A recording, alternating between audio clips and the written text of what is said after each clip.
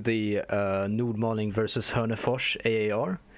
I have with me Vilgo, a umpire that I have worked with and basically made this entire thing possible because I am very inexperienced as an umpire. What are your beginning thoughts on this battle, I guess, before we really dive in? It was a pretty tight one. I believe it could have gone any way, but at the end, some key decisions made one side win pretty decisively. Yeah. It was easy to call a victory. Okay. This is Hörnefors, just to make things clear, and this is Nordmaling. Lore-wise, these two are at war with one another, and I had to take these away to make these ones more clear. But this is like the borders between these two countries. They aren't really countries, but for simplicity, let's call them countries. And so Hörnefors High Command has decided to invade Nordmaling with two armies, one under command of Ulrik Fallner, this one, and one under command of Karl Armfelt. This battle didn't really have a CIC because we only had 2 players per side, and this was my very first game, and we wanted to keep it simple at least. Maybe later games it might be a little more complicated. So yeah, and so for the armies of Nordmaling we have Randver. What was his last name? First name? Volsung. Volsung Randver and Sigurd Helge. Randver. Nordmaling was caught by surprise by the Hörnefors invasion, and so Helge was here with his armies on a recruiting mission at Bagård, but Randver was at Nordmaling. Just for clarification on the scale, this is like from here to Nordmaling, it's like maybe 10 kilometers. It's not very far, so this entire thing happens in like under the day. It doesn't go. It isn't very big compared to other games. Let us go through the OOBs then. On the Hörnefors side, we have Armfelt. Okay, ignore Armstedt. It's supposed to be Armfelt. Armfelt's command, and I think it's only fitting that Vilgo, since he was the umpire for Hörnefors, take them. So over here we have Armfelt is supposed to be. However, I believe he put it. I might have put the wrong name in the beginning. And they have 2 hussars and artillery, a bit of artillery, but not as much because they weren't able to bring so much because they tried to do a quick offensive. And then they have some better infantry and some elite troops in form of foot battalion, which is like feet battalion, I believe. If it's directly translated. Yeah, exactly. And then they also have cuirassiers, elite cavalry. That's good. Okay. On the Nordmaling side, I decided to put more artillery here because they're more on the defensive, and the excuse for this is that the Nordmaling has better industry than Hörnefors, lore-wise. But Hörnefors has terrible infantry. They do have more. Randver has more has militia units, almost only 2/3 militia units, 1 regulars, and Helge has 2/3 normal and then 1/3 militia units. Both have hussars, and their commands are basically identical, except for the composition of the infantry. All right, so we'll start with the Hörnefors plan. The plan was pretty simple. In fact, very simple. It was just to go down these roads lying around and meet up outside here, or like attack around here somewhere. Was the idea, at least. So it was actually pretty simple, no big. All right. And Nordmaling's plan was, you could say for both teams, there wasn't really any room for any really advanced planning because of like no. very few roads anywhere really, unless you plan on going on these forest trails, but they're quite constricting, especially for artillery. Yes, as I said. So Helge decided on force marching all the way down to Nordmaling, down the open roads, as Armfelt did. And you could also say this was a very short campaign, as was intended, but like a lot shorter than even than was intended, because they all just coalesced into one point, and it just became one big not live battle, but like tactical battle. So after this, they basically all of them met in Nordmaling, and får se. So this was the what the battlefield looked like for both sides. Nordmaling was allowed to have a preemptive deployment because because they would see the oncoming forces. However, I do question this very spread out. It did work for Nordmaling, I would say, but I wouldn't suggest doing this, especially in the very forest heavy part of Sweden that this is. This is Helge's command, which is very exhausted after having double marched 10 kilometers and spent hussar of Helge's. Helge decided to put his artillery pieces up in Kallkjellberget. For clarity, this we have decided to be quite forgiving of the players because I know that you wouldn't actually be able to see any farther than this from where this is, because I've been here in real life, but since the players haven't, and there is no height map here of this isn't really any height maps here, we have decided to be a bit more forgiving and of that. Vilgo, any thoughts? Yeah, I agree with you so far. Like we were a bit forgiving about this, but we have tried to indicate it was a bit hard, and we compromised on the map.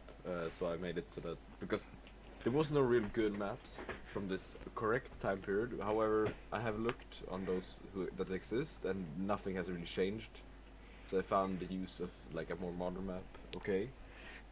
You can have thoughts on that, and I also agree that this position here was a bit spread out, but it worked. Yeah. One thing also that was a difficulty was that this map is actually two maps, because we had to merge two, and so it some difficulties in scaling came up too. So as I can skip to the next turn, let's see.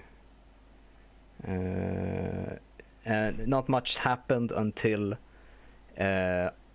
Armfeldt's command made contact with Randvers artillery that started firing here. They didn't see much. I decided that this wouldn't be very effective, but they could see, the artillery piece could see, but it wasn't very effective.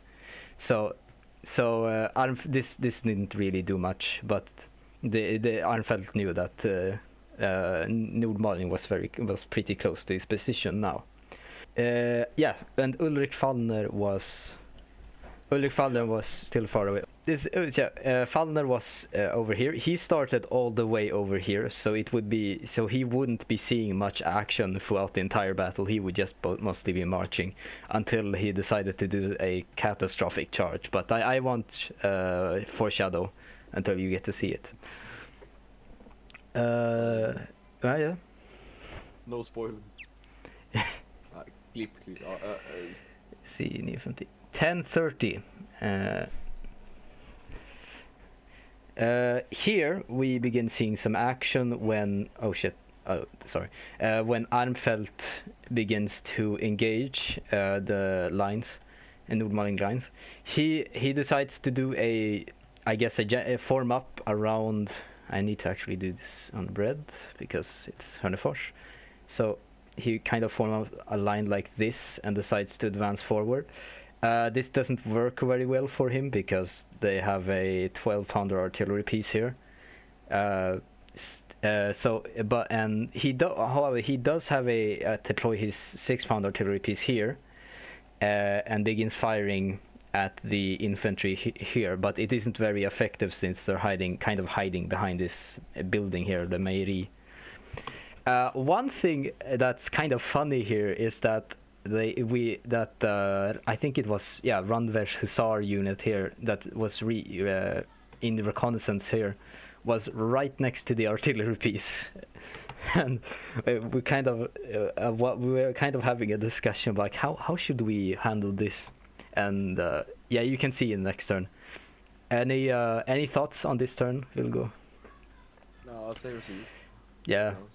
Oh yeah, and Helge's troops became rested after this because they had been resting for about 40 to I don't know, but about an hour, I think. Also, one thing that I think we as umpires can learn until next game is that we mixed, instead of using just one system, we kind of mixed several systems into one and used whatever was, I guess, most convenient. So that was one thing we could learn from. Let's go on to next turn. Into 10:30, 10:40, 10:45. At this point, it doesn't look. Oh shit! Sorry, I was loading it. At this point, here is the blunder of Fallner when he hears the combat here, so he decides to take his cuirassier unit and charge all the way from here into the artillery piece. And that doesn't end very well for him because our cavalry and Swedish wilderness doesn't mix very well, and so it gets repulsed, and his unit is shattered, and he was hit in the arm by a what was it? No, it was a shot. It was an actual shot, like cannonball shot. So. Yeah, he lost his arm to a cannonball shot and knocked off his horse, so he is here, kind of dying here. At this point, I think where's there as Armfelt kind of realizes this isn't going very well and decides to fall back with his troops, which I think was a good idea. And let's see. Yeah, and these stay for some reason. I don't know why. Most of the game, these guys do not see almost no action at all for the rest of the game. Same as this guys. There's only like 2 commanders who are actually seeing any action, which is kind of sad. Oh yeah, the Hussar unit who was on reconnaissance here spotted the Ulrich's column and has now sent a courier to Helge, or was it Renver? No, Helge, yeah, who will arrive next turn. And the Hussar unit here has ran over the artillery and done Hussar stuff to it, because you know how dashing Hussars are. Next turn. Oh, by the way, if you want to say, it's completely fine. Like, if you want to comment on something, to interrupt me. No, it's like, I'll let you talk. It sounds better. You're saying the things that I'm gonna say.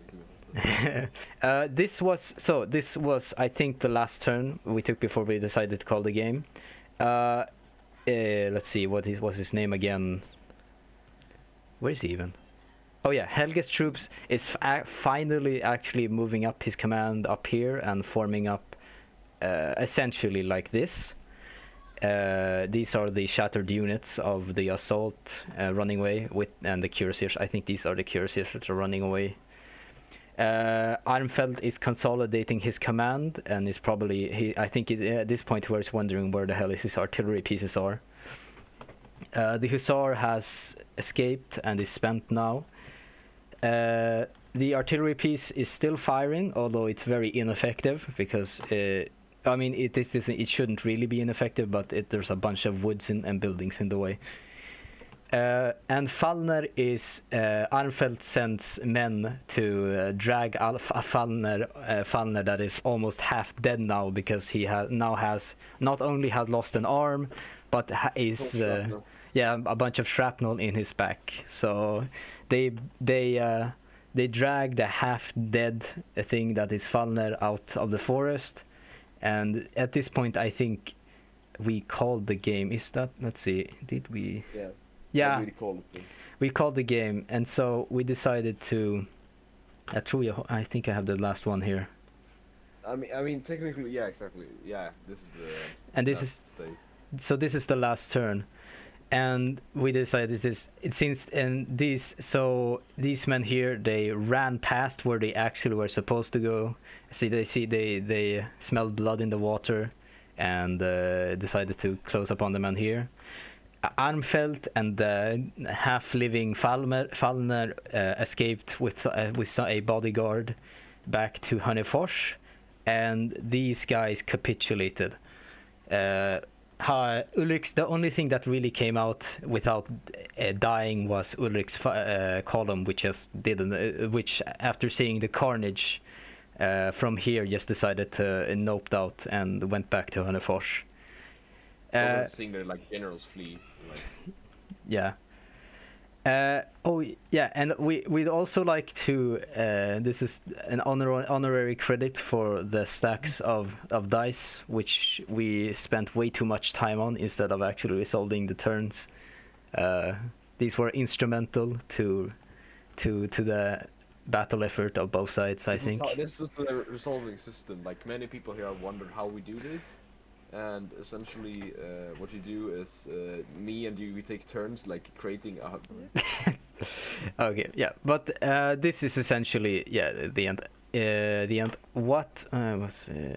This is essentially the conclusion of what the Hörnefors versus Nordmaling. I will hopefully host a continuation from this sometime in the future. We will. Yeah, we will. Yeah, we. Definitely not me. No, just kidding. But we will be doing it, hopefully. Any closing thoughts on anything, Vilgo? Yes, I was gonna say the usage that these troops never really got any action. Can I mark it? These guys, they were just standing over here all the time. And for way too many turns, they've just been moved up somewhere. But I guess if Nordmaling would have been they would have breached them, they would have been able to do a reserve action. But they were still a bit too passive, I believe. The communication was a bit too slow on where. I guess there was a bit of a liberty to move them up here, but the SARS and everything, it seemed likely that they would not just they were bored of sitting around, kind of. Yeah. AK, we're making up excuses to why, but Exactly. Yeah. Anything else before we close? Nothing really. Alright. Thank you to the commanders that participated in this battle. I hope you had fun. I guess Hörnefors didn't have very fun, but life's hard. I'd like to thank Vilgo for even making this possible, because I'd probably make this a lot. Things would have ended up a lot differently if it wasn't here. And yeah, that's all.